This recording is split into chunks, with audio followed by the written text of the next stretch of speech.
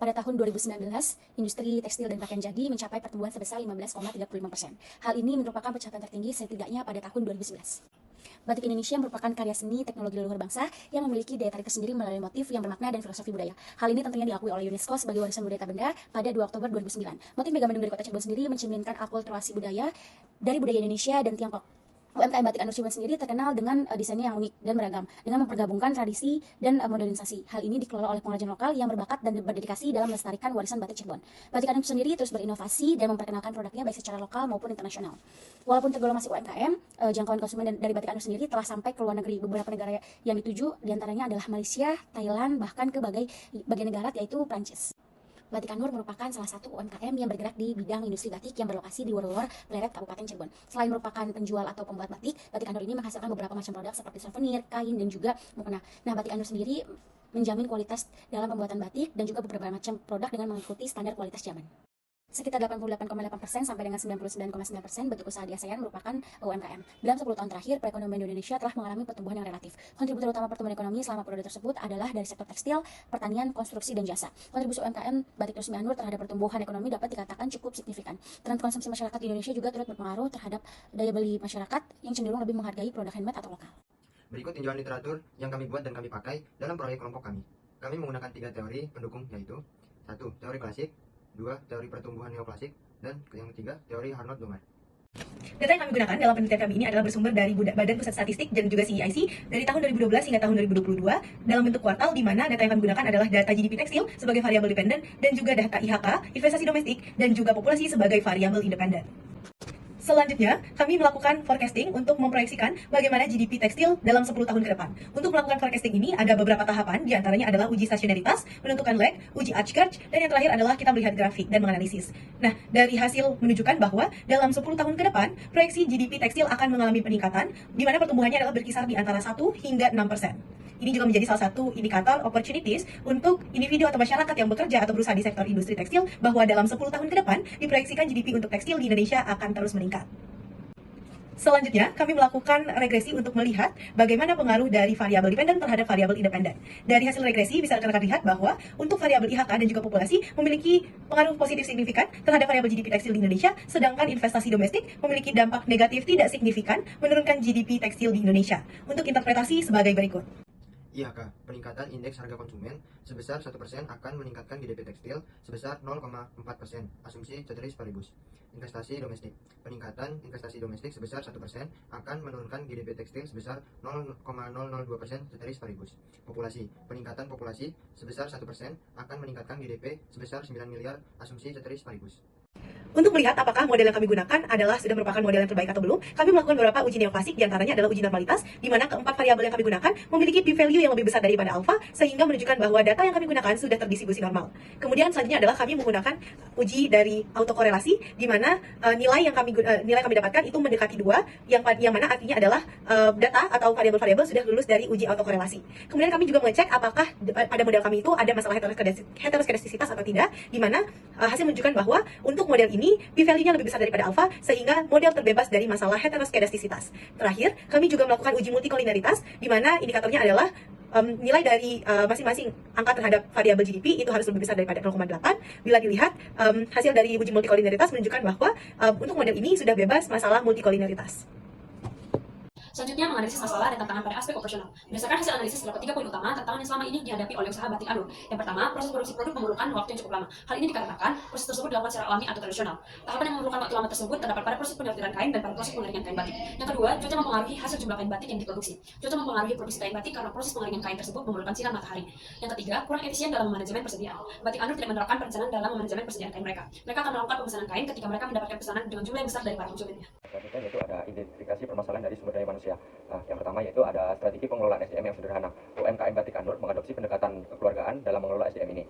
Ini mencakup memperlakukan karyawan sebagai bagian dari keluarga dengan memberikan perhatian yang personal dan membangun hubungan yang kuat antara pemilik usaha dan karyawan. Pendekatan ini mungkin melibatkan komunikasi terbuka, dukungan sosial, dan keterlibatan karyawan dalam pengambilan keputusan. Yang kedua yaitu ada kurangnya program pengembangan karyawan.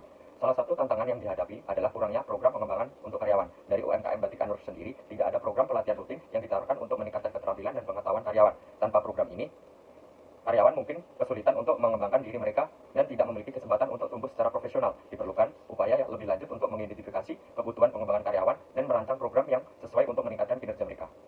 Baik, jadi di sini saya akan menjelaskan permasalahan dari yang dialami Batik Anur dari segi pemasaran atau marketing. Yang pertama, yaitu UMKM Batik Anur sendiri masih belum sepenuhnya mengadopsi digitalisasi.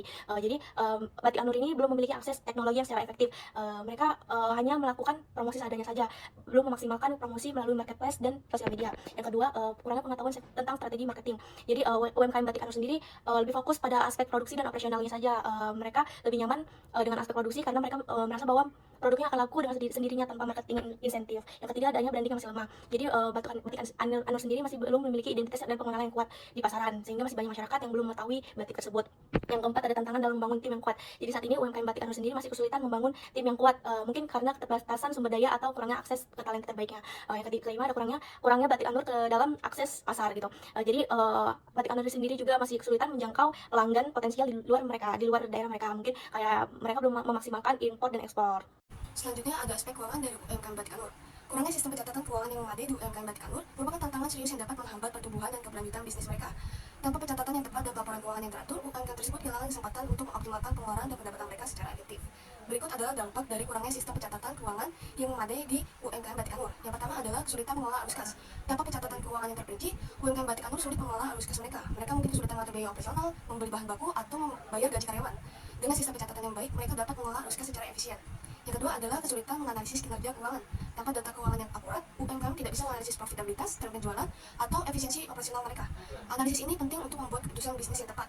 Yang ketiga adalah kurangnya daya tarik bagi investor atau pemberi pinjaman. Investor atau pemberi pinjaman mungkin akan ragu mendukung UMKM tanpa sistem pencatatan keuangan yang kuat. Hal ini dapat menghambat upaya UMKM untuk mendapatkan investasi tambahan. Berikutnya adalah analisis SWOT. Yang pertama adalah kekuatan. Kekuatan yang dimiliki UMKM adalah proses produksi kain batik masih dilakukan secara tradisional sehingga menghasilkan produk yang berkualitas tinggi dan bernilai seni tinggi. Yang kedua adalah kapabilitas pemilik UMKM yang baik untuk mengembangkan bisnis. Dan yang ketiga adalah keberagaman motif dan desain yang bisa disesuaikan dengan kebutuhan dan selera konsumen. Untuk kelemahannya, yang pertama adalah metode perekrutan SDM yang masih dilakukan secara tradisional, kurang baiknya pencatatan keuangan, dan proses produksi yang lama. Untuk opportunitiesnya adalah adanya peluang ekspor, adanya peningkatan populasi masyarakat dan peningkatan indeks harga konsumen yang dapat meningkatkan permintaan, adanya program pemerintah dan perkembangan pemasaran digital yang dapat membantu perkembangan jika diadopsi dengan baik. Dan yang terakhir adalah ancaman, yaitu ketergantungan pada cuaca, adanya persaingan yang ketat, adanya produk imitasi yang menawarkan harga yang lebih murah, dan peningkatan permintaan terhadap batik printing yang bisa mempengaruhi permintaan terhadap batik cetak dan batik tulis.